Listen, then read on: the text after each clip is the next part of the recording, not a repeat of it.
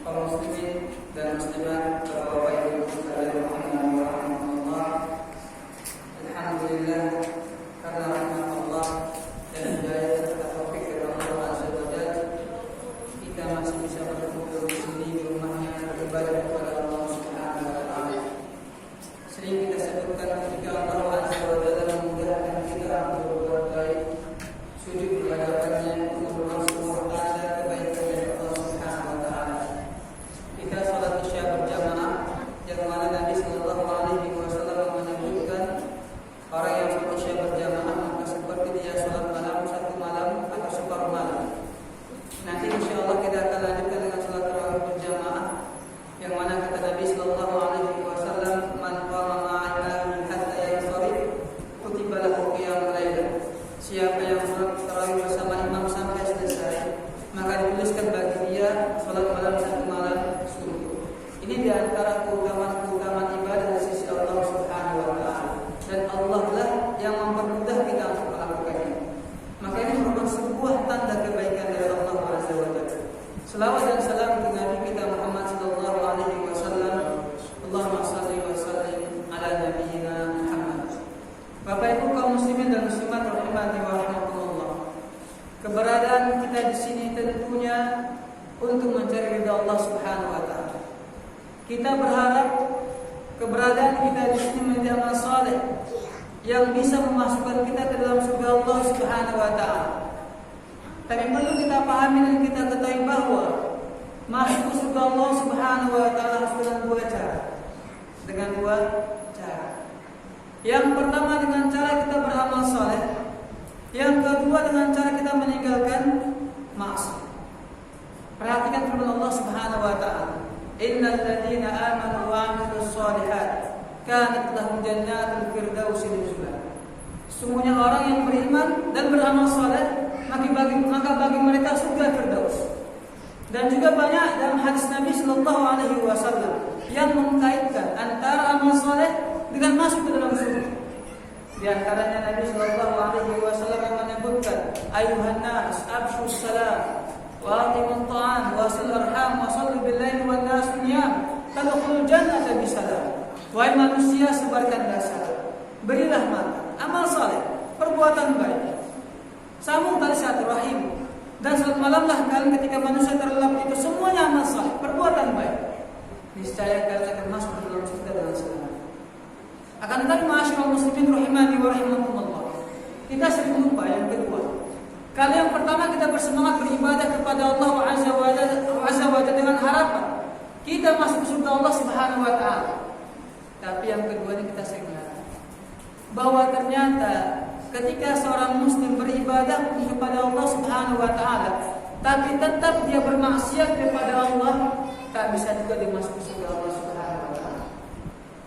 Nabi sallallahu alaihi wasallam bersabda mengkaitkan tentang perbuatan maksiat yang bisa menghalangi manusia masuk surga Allah Azza wa Jalla.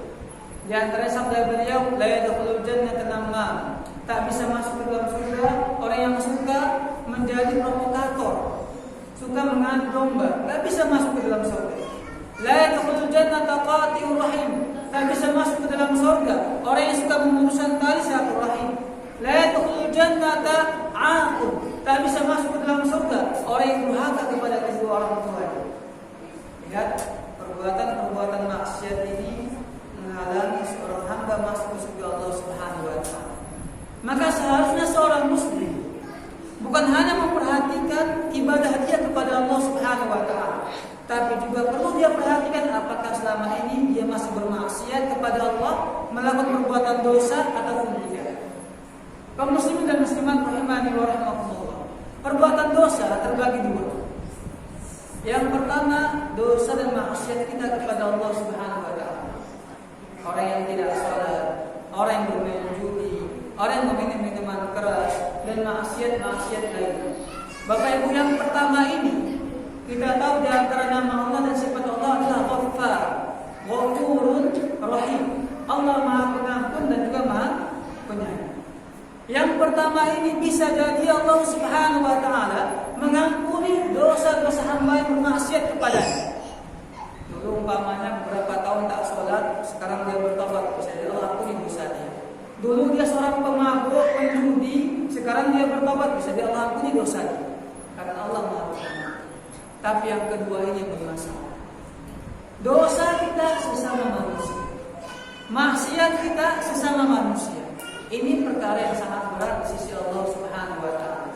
Jika yang pertama antara kita dengan Allah Subhanahu wa taala dan Allah Maha Penyayang, Allah Maha Pengampun, Allah bisa jadi mengampuni dosa hamba. Tapi yang kedua ini dosa sesama kita ini yang akan terbawa sampai hari kiamat, bahkan bisa menghalangi kita masuk ke surga Allah Subhanahu wa taala. Ma'asyiral muslimin rahimani wa rahmatullah. Ini yang sering kita lalai, tak kita perhatikan. Dosa sesama kita. Padahal kalau kita baca hadis riwayat Imam Ahmad, pernah disampaikan kepada Nabi sallallahu alaihi wasallam, "Ya Rasulullah, inna fulana tusalli al-laila wa tasumu an-nahar wa taf'al wa tasaddaq." Wahai Rasulullah, ada seorang wanita yang dia salat malam, puasa sunnah banyak sekali ya Rasulullah. Dia beramal saleh, dia bersedekah ya Rasulullah. Tapi ya Rasulullah, dia suka menyakiti orang dengan lisannya, menyakiti tetangganya dengan lisannya. Apa kata Nabi sallallahu alaihi wasallam? La khaira fiha, hiya finnar. Tak ada kebaikan pada dirinya, dia masuk neraka. Dia masuk neraka.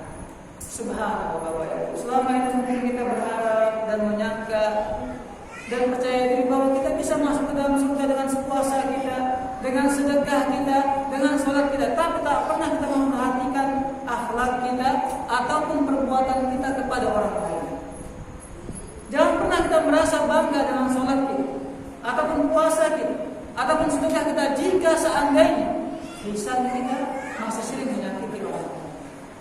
Kita masih menghina, kita masih merendahkan, kita masih menggunjing, kita masih menjelek-jelekkan. Jangan harap bisa kita masuk ke surga Allah Subhanahu wa taala. Begitu juga jangan pernah berharap dan bangga dengan amal soleh kita jika tangan kita masih tetap menzalimi orang lain dan semisal. Bapak Ibu sekalian rahimani wa rahmatullah. Oleh sebab itu, dalam masalah kezaliman, masalah sesama kita manusia, muamalah kita, ada 4 perkara yang perlu kita jaga. Yang pertama Bapak Ibu ialah jangan pernah sekalipun kita menzalimi orang lain. Jangan pernah. Meskipun kita dizalimi, tapi jangan pernah balas kezaliman kita. Allah Subhanahu wa taala dalam hadis qudsi mengatakan, "Ya ibadi, inni haramtu zulma ala nafsi, faj'altuhu bainakum muharrama, fala tazalamu." Wahai hamba-hambaku, sesungguhnya aku mengharamkan kezaliman terhadap diriku sendiri.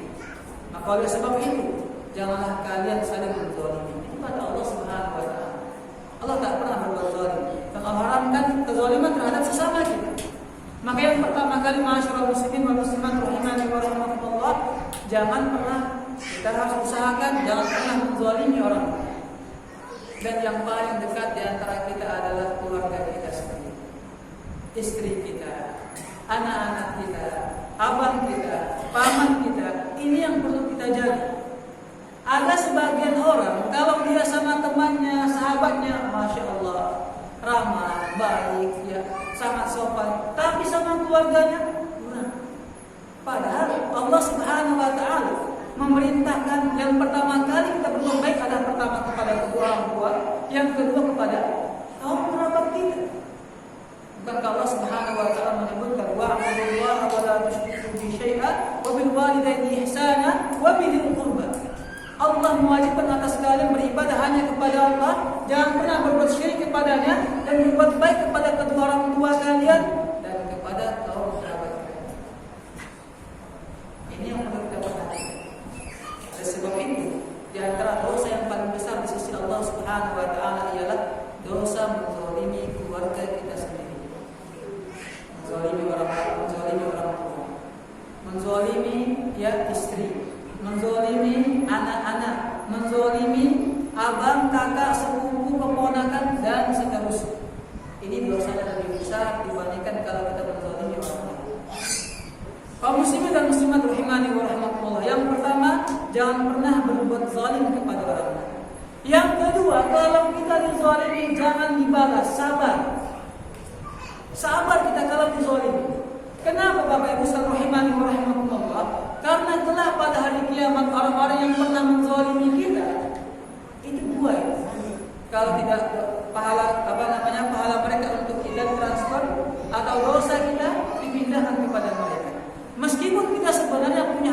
membalas. Allah Subhanahu wa taala menyebutkan wa jazaa'u sayyi'atin sayyi'atun mithluha. Balasan keburukan yang sama. Ketika ada orang umpamanya mengatakan kepada kita, kamu itu orang yang bodoh, umpamanya gitu Pak, kita boleh membalas secara syariat, kamu yang bodoh, udah imbas, ya, nggak ada dosanya. Tapi seharusnya kaum muslimin dan muslimat rahimani wa rahimakumullah, kita tidak membalas perbuatan tersebut dan kita salah. Karena disitulah sebenarnya ada kebaikan bagi kita, penambahan pahala atau pengurangan dosa. Dahulu Imam Al-Hasan Al-Basri ketika disampaikan kepada beliau, wahai Imam, itu ada orang yang menjelek-jelekkan diri, yang ada menghina, yang ada memuji. Kata beliau, alhamdulillah, aku mendapatkan pahala tanpa capek-capek berpuasa, tanpa capek-capek sholat, tanpa capek-capek puasa atau sedekah dan semisal, dapat pahala. Dari mana? Dari orang tersebut yang menghina diri, yang menjelek-jelekkan diri. Karena telah pahala dia akan dipindahkan kepada aku, atau dosa dipindahkan kepada dia. Ini kalau ada orang berbuat zalim. Kaum muslimin dan muslimat, ini yang jadi masalah di masyarakat. Ketika sesama kita ya tidak mau saling memaafkan, saling berkeras kepala, saling merasa dia lebih berhak untuk dihormati. Padahal ya dalam agama kita sangat diperintahkan untuk menjaga hubungan sesama manusia. Bukankah Allah Subhanahu wa taala memerintahkan kepada kita, wa'tasimu bihablillahi jami'an wa la tafarraqu. Kita harus bersatu dan jangan berpecah belah. Innamal mu'minuna ikhwah, sesungguhnya orang beriman bersaudara. Tak boleh saling menyakiti, tak boleh saling bermusuhan, harus saling mencintai. Itu perintah Allah Subhanahu wa taala kepada kita. Jadi yang kedua, jangan balas kezaliman orang lain. Yang ketiga, kaum muslimin dan muslimat rahimani wa rahimakumullah, yang lebih utama, ketika kita dizalimi oleh orang lain, maka yang paling utama adalah kita memaafkan. Apa beda yang ketiga sama yang kedua? Kalau yang kedua, kita berharap kalau pada hari kiamat itu pahala dia dipindahkan kepada kita. Jadi itu hanya sedikit Pak, itu hanya sedikit. Apa kezaliman dia kepada kita? Dia cuma mengatakan kepada kita engkau bodoh umpamanya. Berapalah pahalanya? Tapi yang paling utama adalah ketika seorang muslim dizalimi oleh orang lain, maka dia memaafkan. Dan memaafkan di antara amalan orang-orang bertakwa yang berhak mendapatkan surga Allah yang luas seperti langit dan bumi. Wasari'u ila maghfiratin min rabbikum wa jannatin 'arduha as-samawati wal ardu u'iddat lil muttaqin alladzina yunfiquna fis sarra'i wad dharra'i wal kadhimina al-ghaidha wal 'afina 'anil nas wallahu yuhibbul muhsinin. Bersegeralah kalian menuju ampunan Allah dan juga surganya seperti langit dan bumi luasnya. Allah siapkan bagi orang-orang yang bertakwa. Siapa mereka? Orang yang bertakwa yang berhak mendapatkan surga Allah ialah orang yang berinfak ketika susah maupun senang, yang menahan emosinya, serta mereka memaafkan orang lain. Memaafkan lebih baik dibandingkan kalau kita meminta balasan mengambil pahala dia atau diambil dosa. Lihatlah Nabi Yusuf alaihissalam. Nabi Yusuf alaihissalam, contoh suri tauladan. Ketika saudara-saudaranya ingin membunuh beliau, hingga terakhir mereka sepakat membuang Nabi Yusuf, ya Nabi Yusuf alaihissalam, ke dalam sebuah sumur, kemudian beliau diperjualbelikan menjadi budak, hingga akhirnya beliau menjadi seorang menteri di kota Mesir, di negara Mesir. Kemudian datanglah saudara-saudaranya meminta bantuannya. Beliau memaafkan, bahkan mengatakan la tasriba alaikum, tak ada celah-celah kalian sama sekali, kalian semua memaafkan. Nabi Shallallahu Alaihi Wasallam ketika berhasil menguasai kota Makkah, maka orang kafir Quraisy merasa ketakutan, mungkin Muhammad akan balas dendam kepada kita, karena dahulu kita memukul dia, mencaci maki dia, merendahkan dia, menzalimi dia. Tapi ternyata tidak. Ketika Nabi Shallallahu Alaihi Wasallam berhasil membebaskan kota Makkah, beliau mengatakan kepada orang Quraisy, idhabu antum muttalaqa, pergilah kalian semua kalian bebas. Meskipun beliau dizalimi, ketika sholat diletakkan kotoran hewan dalam di atas pundak beliau, ketika hendak berjalan ditebarkan bumi, beliau dikatakan orang gila, orang penyihir, pemecah belah dan semisalnya. Tapi ketika beliau berhasil menguasai kota Makkah, semuanya beliau maafkan. Bapak Ibu, sifat memaafkan sangat penting kita miliki kita. Kalau semua kesalahan orang kita pikirkan, stres. Lebih baik kita memaafkan mereka. Pertama, mereka kalau sudah lepas. Yang kedua, kita mendapatkan pahala yang besar di sisi Allah Subhanahu wa taala. Terakhir Bapak Ibu sekalian rahimankumullah.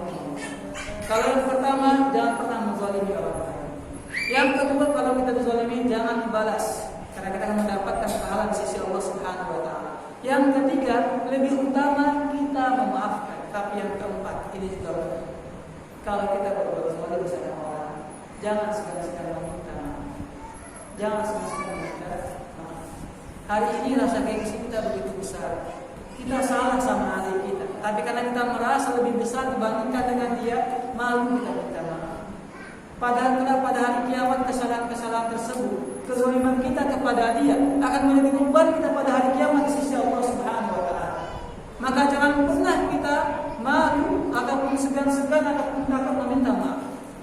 Nabi kita sallallahu alaihi wasallam bersabda, "Man kana indahu mazlamatun li akhihi falyatahallalhu minhu al-yawm." Barang siapa yang dia mempunyai kezaliman terhadap orang lain, terhadap saudaranya, terhadap sesama kaum muslimin, maka pada hari ini kata Nabi minta dihalalkan. Minta maaf. Hartanya pernah kita ambil, kembalikan. Pernah kita pukul, minta maaf. Pernah kita caci maki, minta maaf kepada dia. Sebelum datang kata beliau hari yang tak ada namanya dinar, tak ada dirham, tak ada rupiah, tak ada dolar, tak ada harta benda. Yang ada adalah pahala kita diberikan kepada orang yang dizalimi tersebut, atau dosa mereka dipindahkan kepada kita. Ini yang kita takut. Ternyata selama ini kita sholat, kita puasa, kita sedekah hanya untuk orang lain. Pahalanya untuk orang lain. Kita yang capek, kita yang sujud, kita yang merukuk. Ternyata pahala itu semua dipindahkan kepada orang-orang yang dizalimi oleh perbuatan.